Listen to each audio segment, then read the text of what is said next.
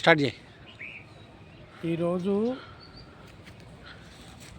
AP హైకోర్టులో Shri Bajrang jute mill Guntur కార్మికుల 40% వాటాల లాభాలలో ఉన్న మిల్లు అక్రమ లాకౌట్ వేసి 12 సంవత్సరాలైంది.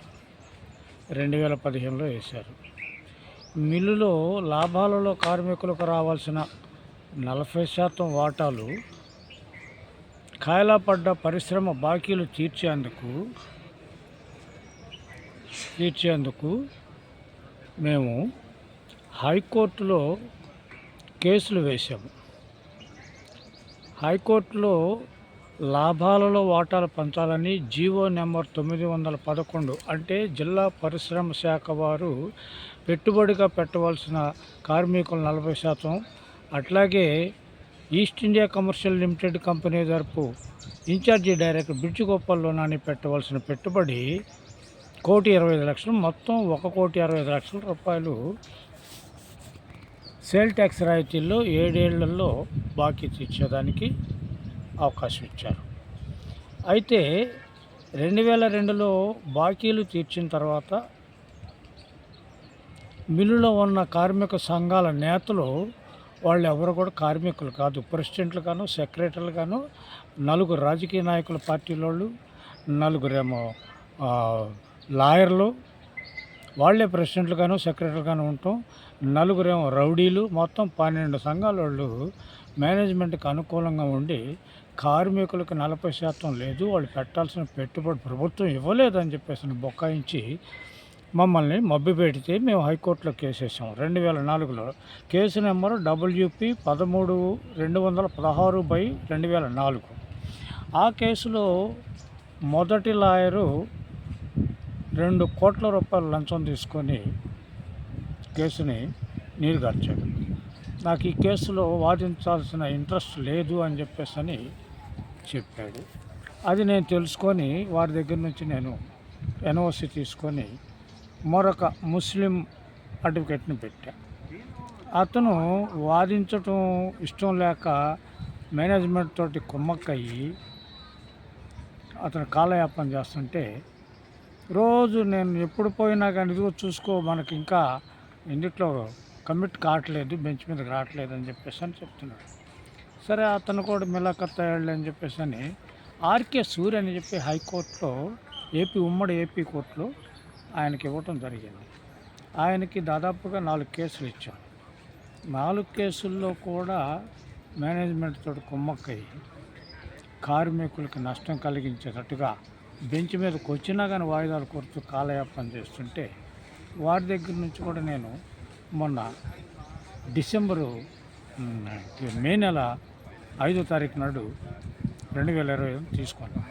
కానీ ఇందులో కార్మికుల ఆస్తుల్ని, అంటే బజరంగ జూట్ మిల్ ఆస్తులు అంటే కార్మికుల ఆస్తులే, 2004 నుంచి 2015 వరకు మిల్లు మూతబడేంత వరకు కార్మికులకు రావాల్సిన లాభాల్లో వాటాలు దాదాపుగా 960 కోట్లు ఉన్నాయి. కాబట్టి నేను కౌంటర్లో కూడా అదే చెప్పాను. కాబట్టి ఈ మిల్లు ఆస్తులన్నీ కూడా కార్మికుల ఆస్తులు. కాబట్టి అందులో 2.5 ఎకరాలు అంబటి రాంబాబు అంబటి ఎస్టేట్ పేరుతోటి అక్రమ సేల్ డీడ్, అంటే వాటికి లింక్ డాక్యుమెంట్లు కూడా లేకుండా ఎవడు కూడా రూపాయి పెట్టి కొండవు. లింక్ డాక్యుమెంట్లు లేకపోయినా కానీ కార్మికుల వాటా మిల్లు ఆస్తుల్ని 60% వాటాదారుడు ఈ మిల్లు ఆస్తులను బదలాయించి అందుట్లో నీకింత నాకంత అని చెప్పి రియల్ ఎస్టేట్ వ్యాపారం చేయడానికి మరి నల్లబాడు సబ్ రిజిస్టర్ని లోపరుచుకొని సేల్ డీడ్ చేశారు. అది తెలుసుకొని మేము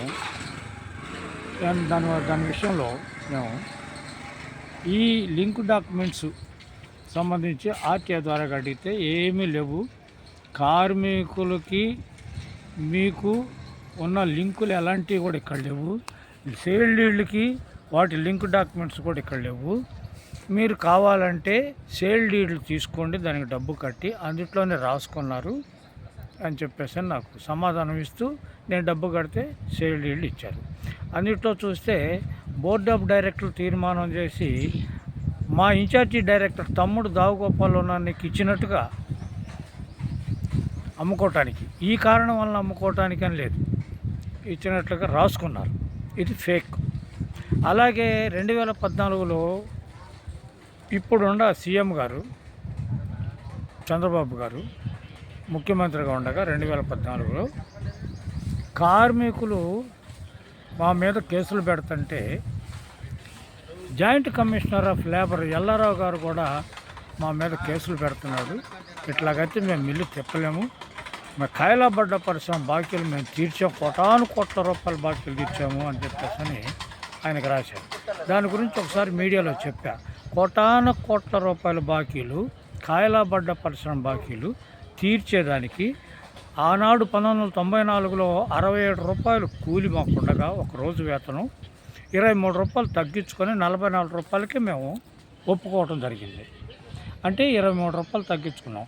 3000 మంది కార్మికులకి ఒక రోజుకి వచ్చేసి 23 రూపాయలు తగ్గించుకుంటే ఎంత అవుతుందో అర్థం చేసుకోండి.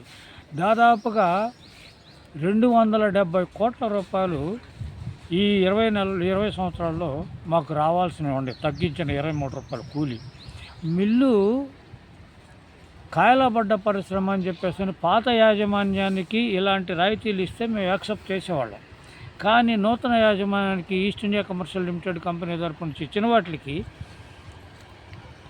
ఈ రాయితీలు ఎందుకు గెలిపించారు అంటే కార్మికులను బతికిస్తూ నేను బతుకుతాను అన్నారు కాబట్టి. అయితే గౌరవ కోర్టు వారు, హైకోర్టు వారు సహజంగా కేంద్రంలో కానీ రాష్ట్రంలో కానీ సీఎంలు పిఎంలుగా ఉన్నవాళ్ళు ఎద్దు ఈనింది అనగానే చీఫ్ జస్టిస్లు, కేంద్ర రాష్ట్రాల్లో చీఫ్ జస్టిస్లు ఘాటికి కట్టేయండి అన్నట్టుగా ఉంది. ఎద్దు ఈనింది అని చెప్పి రాజకీయ నాయకులు అంటాం, గాడిని కట్టేయమని చెప్పేసి అని న్యాయమూర్తులు అంటున్నారు. అయితే ఎందుకన్నానంటే ఈ సామెత జీవో నెంబర్ 911 ప్రకారంగా వాళ్ళు పెట్టవలసిన పెట్టుబడి, మేము పెట్టవలసిన పెట్టుబడి గవర్నమెంట్ మాకు ఇచ్చింది, 1,20,00,000 ఇచ్చింది. అది 7 ఏళ్ళు బాకీలు తీర్చాము. 7 ఏళ్ళు బాకీలు తీర్చిన తర్వాత మీరు స్వతంత్రంగా వ్యాపారం చేసుకునే దానికి కూడా మొదట BIFRలో ఈక్విటీ షేర్స్ తోటి ఎట్లాగైతే మీరు కట్టుబడి ఉన్నారో అది అమలు జరుపుతూనే ఉండాలని చెప్పేసి ఆర్డర్ ఇచ్చినా కానీ, నా తరపున వాదించే లాయర్ దగ్గర నేను NOC తీసుకున్నా కానీ అతని పేరునే హైకోర్టులో ఉదహరించి కార్మికుల పక్షాన నేను వాదించే కేసులో అతను చూపించి మిల్లు 2015 సంవత్సరంలో మూతపడ్డది, ఇది ముగిసిన అధ్యాయం కాబట్టి కేసును డిస్మిస్ చేస్తున్నానని చెప్పేసి అని గౌరవ కోర్టు వారు 11/12/2025లో ఆర్డర్ ఇచ్చినట్టుగా మాకు లేటుగా తెలిసింది, ఆలస్యంగా. ఇప్పుడు ఇంకొక కేసు ఉంది మాది. అమ్మడి రాంబాబు స్థలాలే కాకుండా అమ్మడి మురళీకృష్ణ కూడా 2014లో 5 ఎకరాల 28 సెంట్లు అక్రమ్ సేల్ డీడ్ చేసింది. అంటే ఆదిత్య ఇన్ఫ్రా, ఇది పేపర్లో కూడా బాగానే వస్తుంది, ఇది మీ అందరికీ తెలుసు. అయితే ఆ కేసు గురించి నేను WP 34/365/13 కేసులో నువ్వు NOC తీసుకున్నావు కాబట్టి JUCL డిపార్ట్మెంట్ అంటే కోర్టు ఆర్డర్ ప్రకారంగా నాన్ సర్వీస్ నోటీస్ ఒకటి ఇస్తూ మీరు ఈ కేసులో వాదించుకోవచ్చు, లేదంటే లాయర్నైనా పెట్టుకోవచ్చు. రేపు 25/2/2026 అంటే ఈ రోజున వాయిదా ఉందని చెప్పి నెల రోజుల ముందే నాకు ఇంటికి నోటీస్ పంపించారు. నేను భయభ్రాంతులకు గురవుతున్నా. ఎందుకంటే ఎద్దు ఈనింది, దూడని కాటిని కట్టేమనే స్థితిలో న్యాయ వ్యవస్థలు పడున్నాయి. రాజకీయ నాయకుడు ఎన్నైనా చెప్తాడు, ఎద్దు ఈనింది అంటాడు. కానీ ఎద్దు ఈనటం ఏంటి అని చెప్పేసి గౌరవ కోర్టు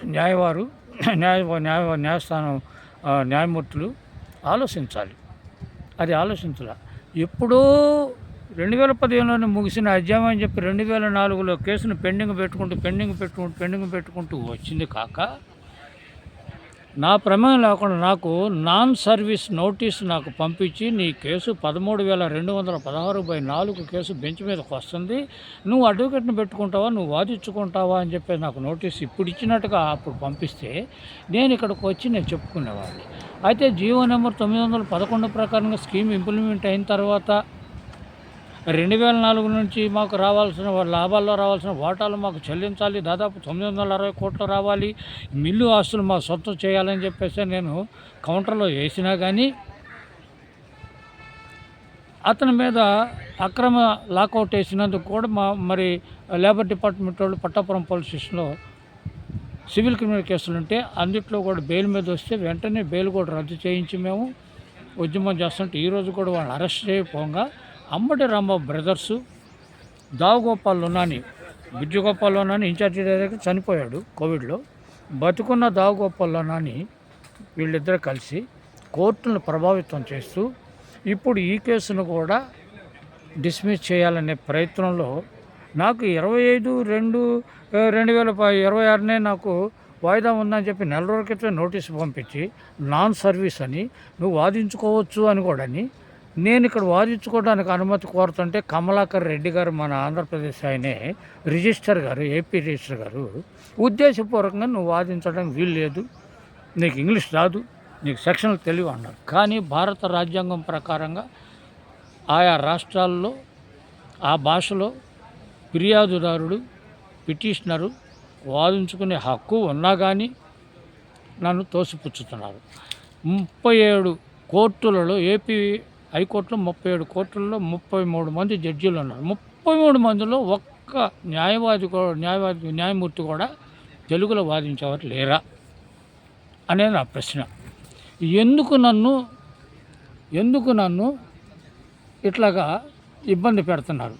నాకు 1 కోటి లక్షలు, 1 కోటి ఒక 3 గదులు, 3 పోర్షన్ల బిల్డింగు ఇస్తామని చెప్పి 2014 నుంచి నన్ను అప్రోచ్ చేస్తుంటే నేను ఒప్పుకోకపోతే అంబటి రాంబాబు బ్రదర్సు, ఇప్పుడు ప్రజెంట్లీ గుంటూరు మేయర్గా ఉన్న కోవలమూడి నాని, నరేంద్రనో వాళ్ళు నన్ను ఒత్తిడి చేసి, నన్ను బెదిరించి, హైకోర్టులో ఉన్న కేసులను నువ్వు విత్డ్రా చేసుకో, నువ్వు ఎంత ఆశిస్తున్నావో ఎక్స్పెక్ట్ చేయి, మేము ఇస్తాం డబ్బులు అని చెప్పేసి నన్ను బెదిరించినందుకు, లేకపోతే చచ్చిపోతా ఉన్నందుకు నేను పోలీస్ స్టేషన్లో కంప్లైంట్ ఇస్తే కూడా వాళ్ళు రెస్పాండ్ కాకపోతే హైకోర్టుకు వచ్చి, హైకోర్టులో నా మీకు చెప్పిన భారతం అంతా కూడా ఇక్కడ పేపర్ మీద పెట్టి చూపిస్తే అప్పుడు ప్రభుత్వ లాయర్ గారు బాబురావు గారు ఇప్పుడు వచ్చి పోలీస్ స్టేషన్లో కంప్లైంట్ ఇచ్చినా కానీ మేము ఎఫ్ఐఆర్ కడతాము అని చెప్పేసి అన్న తర్వాత నేను పోయి మొన్న ట్రాన్స్ఫర్ అయిపోయిన సతీష్ కుమార్ గారు ఎస్పీ గారి సమక్షంలో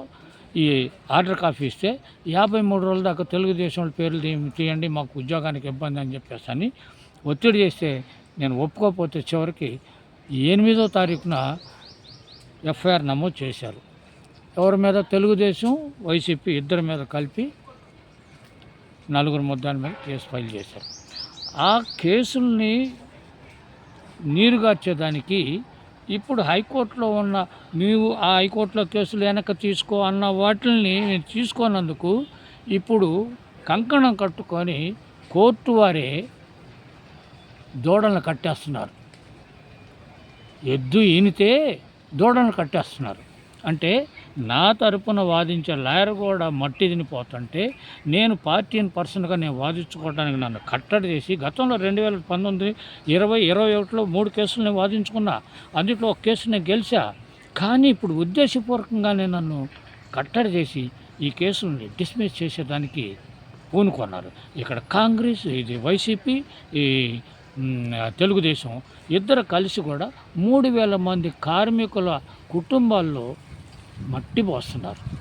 దానికి ప్రధానంగా కారకుడు చీఫ్ జస్టిస్లు, ఇక్కడ కోర్టుల్లో ఉన్న జడ్జిస్. వారు ఆవు ఈనితే దూడను కట్టేయటం సహజంగానే, ఎద్దు ఈనితే దూడను కట్టేయమనే సామెతని వాళ్ళు ఫాలో అవుతున్నారు. ఇది మహిళలకి, దళితులకి అందరిని ద్రాక్షపండు అయిపోయింది న్యాయ వ్యవస్థ. మొన్న సుప్రీంకోర్టులో కూడా అయేషా కేసు కూడా ఇట్లానే జరిగింది. ఇంకొక అమ్మాయి కేసు కూడా ఇట్లానే జరిగింది. బయట జాకెట్ బయట ఈ బాడీని ఇట్లా పట్టుకుంటే మగాడు అది ఫోక్సో కాదంట. లోన చెయ్యి పెట్టితే అది ఫోక్సో అని చెప్పేసి ఒక జడ్జి గారు ఆ కేసును కొట్టేశారు. ఆ సినిమా యాక్టర్ అమ్మాయి కూడా ఇద్దరు ప్రేమించుకొని పెళ్లి చేసుకునే దాంట్లో వాళ్ళు ముచ్చటిచ్చి మాట్లాడుకొని ఇదిగా ఉండే కేసులో ఆ అమ్మాయిని నలుగురు కలిసి వాళ్ళ తల్లిదండ్రులు ఒప్పుకోలేదని చెప్పేసి ఆ అమ్మాయిని రేప్ చేసి చంపి రాజకీయ పార్టీకి అనుబంధంగా ఉన్న వ్యక్తి రెడ్డి చంపేస్తే 15 ఏళ్ళు 16 ఏళ్ళ తర్వాత ఇద్దరూ చనిపోవాలని చెప్పి సూసైడ్ చేసుకోవాలనుకున్నారు.